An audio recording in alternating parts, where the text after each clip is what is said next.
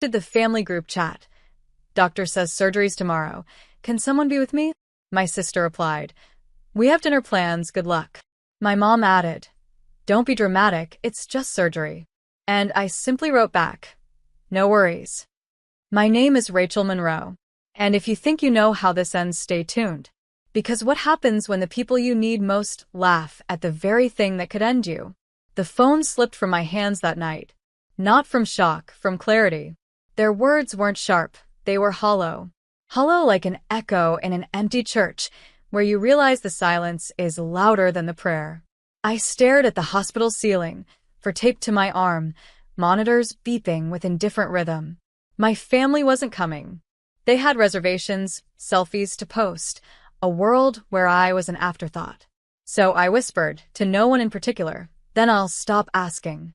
The nurse adjusted my blanket, eyes gentle in a way blood never gave me. Strangers showed me more presence than blood. That irony burned deeper than the incision waiting for me at dawn. But I didn't rage. I didn't beg. I chose stillness. And stillness breeds clarity. That night, as the city hummed beyond the glass, I signed a release form. Media contacts. Public interest request. Quiet preparations that didn't need applause, just timing. Because while they clinked glasses at dinner, a news ticker was already building its headline. While they scrolled menus, a newsroom was stitching my name to a story larger than their neglect. And when the cameras lit up, they wouldn't see me as the fragile daughter begging for company. They'd see the truth they dismissed broadcast across every screen they held in their hands. No raised voices. No slammed doors. Just the weight of their absence turned into evidence. And at 9:12 p.m., when the segment aired, they dropped their forks. They dropped their phones. Because on the news, I wasn't a patient anymore. I was a headline. And the headline had one caption they couldn't control. Left alone before surgery. Family missing. World watching. That was the moment silence became my stage. The clip was less than 3 minutes. A reporter outside the hospital, voice steady, words slicing. 29-year-old patient Rachel Monroe faces surgery tomorrow morning. Her story? A family group chat where she asked for support and was told, don't be dramatic. Now, as she prepares alone, strangers have begun offering what her own relatives would not. The anchor nodded gravely. The image flashed. My text thread, anonymized but visible enough. The timestamps glowed like scars. I didn't leak it in anger. I leaked it in truth. The world loves receipts. And my family had given me the clearest ones. Across town, I imagined them frozen at their dinner table. My sister's manicured hand gripping her phone too tight. My mother whispering she wouldn't, even as her face drained of color. My father shaking his head, muttering about overreaction, about airing laundry. But the laundry was theirs, not mine. Because while they dismissed me as dramatic, the public saw something else. Abandonment. By the next morning, donations were pouring in. Flowers filled my hospital room. Messages from strangers painted my walls with more love than blood ever had. A local support group offered to sit with me through surgery, rotating shifts, so I wouldn't face the operating room alone. The hospital staff smiled. You've got more people outside waiting than most politicians. And still, the group chat remained silent. No apology. No arrival. Just 3 dots that never turned into words. At 6:45 a.m., a nurse wheeled me down the hall. Cameras clicked from the sidewalk outside. I didn't wave. I didn't smile. I just let the story breathe. Because for the first time, my pain wasn't hidden in the quiet corners of family neglect. It was public, documented, witnessed. And the world was asking the one question my family never did. How could they leave her like that? I closed my eyes under the surgical lights, steady, calm. Not because I trusted them, but because I trusted silence, the kind that exposes.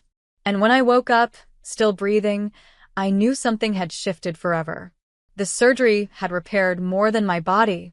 It had carved my family's name into shame, and I hadn't lifted more than a finger. When I opened my eyes, the room was filled with flowers. Bouquets pressed against the window ledge, cards tucked into every vase. The machines hummed softly, but the real noise was outside. Reporters still camped at the curb, community members lighting candles in quiet solidarity. I wasn't alone anymore. Except, of course, by blood. My phone buzzed with hundreds of messages, but not from the people I once called family. They were silent, paralyzed, too late to erase what had already gone public. Then, a notification broke the silence of the group chat. Mom. Rachel, please take this down. People are asking questions. My sister added, You're embarrassing us. No one needs to know private things. Private. That was the word they clung to, as though neglect becomes smaller if hidden behind walls. I didn't reply. I didn't need to. Because every stranger sending love saw what my family refused to, that I deserved to be held, not hidden. By evening, the local paper ran a follow-up. Community rallies behind patient abandoned before surgery. Photos of volunteers standing outside my window, holding signs. We're with you, Rachel. And in the middle of that article was one quiet line that changed everything. Family declined to comment. Declined. Not denied. Not defended. Declined. At the gala dinners they loved so much. At the church pews they filled every Sunday. At the grocery aisles where their neighbors lingered, whispers began. Did you see the news? How could they? She begged for someone to be there. My family had always thrived on image. On control. On applause. Now their silence was a billboard. I lay back against the hospital pillow, for dripping steadily, and realized something. Revenge wasn't about loud vengeance. It was about letting the truth live where everyone could see it. And truth has a way of growing roots. By the third day, my surgeon visited, smiling. You'll heal fine. But you should know people are still outside. They say they'll stay until you walk out of here. And I smiled for the first time in weeks. Because my family may have left me at the table, but the world had pulled up chairs. And I wasn't planning to leave quietly when I finally stood again. By the time I was discharged, the crowd outside had doubled. Strangers who had never said my name before held handmade signs with it painted in bold colors. Rachel Strong. No one should face surgery alone. I was wheeled through the front doors, not the back exit my family would have preferred. Cameras clicked, reporters shouted questions, but I didn't answer. I simply smiled, nodded, and let the silence do what words never could. That evening, the news ran a split screen. On one side, me, being wheeled out, greeted by flowers and applause. On the other, my sister slipping out of a restaurant, her hand over her face as reporters followed. She shoved past microphones. We had plans that night. We didn't know it was serious. But the receipts were still there, text plastered across the broadcast. Don't be dramatic. It's just surgery. My mom tried, too. On camera, she forced a smile, insisting, We love our daughter. People are twisting this. Yet the video clip rolled again, the proof undeniable. For the first time in my life, their words didn't overpower mine. My truth wasn't buried. It was replayed in high definition, over and over, until no denial could breathe. Sponsors reached out. A nonprofit asked me to speak at a medical fundraiser about loneliness in hospitals. One journalist called it the story that made a city question what family really means. And while the world wrapped me in compassion, my family wrapped themselves in shame. Invitations to dinner stopped. Neighbors no longer smiled politely. The social pedestal they worshipped crumbled beneath them, piece by piece. But I never shouted. I never demanded an apology. I simply let the mirror face them, day after day, until they couldn't look away. Late one night, my phone lit up again. My sister. Rachel, please. End this. We can't go anywhere without people staring. Mom, you've made your point. Enough. But what they never understood was this: it was never about punishment. It was about proof. Proof that I wasn't invisible. Proof that their neglect wasn't just my burden to swallow in silence. Proof that the world sees what they pretended didn't exist. I turned off the phone and set it face down on the nightstand. For once, I didn't need to answer. because every screen in the city already had. The invitations came quickly. A talk show wanted me on their morning segment. A podcast asked for my voice. A university health panel emailed about resilience. Each message carried the same theme. Your story matters. People need to hear it. I thought back to the night I texted my family for help, words small and trembling. Doctor says surgery's tomorrow. Can someone be with me? I had asked for presents. I received rejection. Now the world was asking me to speak, not as a patient, but as a witness. When I walked onto that first studio stage, lights blazing, microphone clipped, the host introduced me not as a victim, but as a voice. Rachel Monroe, whose courage sparked a national conversation about what it means to show up. The applause wasn't for pity. It was for truth. Meanwhile, my family's silence deepened into isolation. At grocery stores, neighbors turned their carts. At church, pews shifted when they walked in. Invitations evaporated. Their dinner plans, so important the night before my surgery, vanished entirely. And still, the group chat remained. Empty. 3 dots never appeared again. But I kept each screenshot. Every dismissive line preserved like evidence in a museum of neglect. Because the story wasn't just mine anymore. It belonged to every person who had ever asked for love and been told they were too much, too dramatic, too inconvenient. The nonprofit fundraiser was the final seal. Hundreds gathered in a hall strung with lights, faces glowing with empathy. I stood at the podium, not shaky, but steady. I thought I was alone, I began. But being left alone taught me something. Silence is loudest when it's shared. Applause swelled. In the back of the hall, I saw them, my mother, my sister, my father, standing in the shadows, uninvited but curious, watching the crowd that had once been theirs. Their eyes weren't angry. They were hollow, searching for a way back into a world that had already closed its door. I didn't call them out. I didn't even acknowledge them, because revenge wasn't pointing fingers. It was standing in a room full of love they once withheld, and knowing they had to watch it bloom without them. That night, as the lights dimmed and the applause lingered, I realized I didn't just survive surgery. I had rewritten the story of who showed up. And the ending was still unfolding. The headlines shifted. No longer abandoned before surgery. Now they read, from patient to advocate. Rachel Monroe speaks for the forgotten. It felt surreal. My pain turned into power. My neglect transformed into momentum. Hospitals invited me to consult on family support programs. Organizations wanted my input on policies. Strangers in waiting rooms recognized me and whispered, "That's her." But back home, my family sat in a silence of their own making. My sister tried damage control online. She posted filtered photos, captions about family first and together through it all. But every comment was the same. Where were you when she asked? She deleted the post within hours. My mother, once the center of every social circle, withdrew. No brunches. No garden parties. Neighbors whispered when she passed. The pedestal she guarded so fiercely was gone. My father? He never messaged. His silence wasn't absence, it was pride refusing to bend. But even he couldn't escape the looks in grocery aisles, the newspaper folded too neatly on the porch. And me? I didn't chase them, didn't block them. I left the group chat exactly as it was, frozen in time, 3 lines carved into digital stone. We have dinner plans. Don't be dramatic. No worries.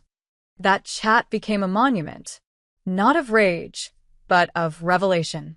One evening, I was invited back to the hospital, this time not as a patient, but as a guest of honor. They unveiled a new program, pairing volunteers with patients facing procedures alone. A nurse pulled me aside. "This exists because of you," she said. I thought about the night I lay under fluorescent light, begging silently for someone to walk through the door. Now, dozens of doors would open for others. And my family? They had to live in a city where my name was spoken with admiration, while theirs had become a cautionary tale. I never confronted them directly. I didn't need to. Every headline, every panel, every program was a mirror they couldn't turn away from. Because the cruelest punishment isn't exclusion. It's being forced to watch the one you dismissed become everything you pretended they weren't. And the mirror was only getting brighter. The gala was next, the biggest event of the year, and my name was at the top of the program. They would be there. They always were. But this time, they wouldn't recognize the stage. Because it was mine. The city gala had always been my family's crown jewel, the one night they could dress in borrowed elegance and bask in borrowed admiration. For years, I'd been their silent accessory, standing behind them, smiling faintly while they collected applause that was never theirs. But this year, the program bore a different name at the center. Mine. Keynote speaker, Rachel Monroe, patient advocate. The hall shimmered with chandeliers, sequins, polished shoes. My mother arrived in her usual pearls, though her eyes carried exhaustion no diamond could conceal. My sister's smile was brittle, plastered too wide, while my father stayed 2 steps behind, avoiding every camera lens that turned his way. When my name was called, I walked onto the stage in a simple navy dress. Not dazzling, not loud, steady. The kind of presence that doesn't need sparkle to shine. Applause thundered. I set my notes down and looked out at the sea of faces. My family's table sat near the front. I didn't linger on them. Instead, I began. 3 months ago, I asked a simple question in a family group chat. Doctor says surgery's tomorrow. Can someone be with me? The answer was silence. Or worse, dismissal. A murmur rippled through the audience. I held up my phone, the screen glowing with the screenshot. The words were blurred to protect privacy, but clear enough to carry the weight. We have dinner plans. Don't be dramatic. Gasps broke across the hall. But here's the truth, I continued, voice steady. Family isn't always who shares your blood. Sometimes, family is who shows up when it matters most. And when blood turned away, strangers became my lifeline. That's why I stand here tonight, not to shame, but to remind, presence is the greatest gift we can give each other. The room erupted in applause, rising to its feet. Cameras flashed. The host wiped away a tear. At the front table, my mother bowed her head. My sister's hands fidgeted in her lap. My father's jaw clenched, eyes fixed on the tablecloth. I didn't gloat. I didn't point. I just stood in the light they thought I'd never touch. Because revenge doesn't always shout.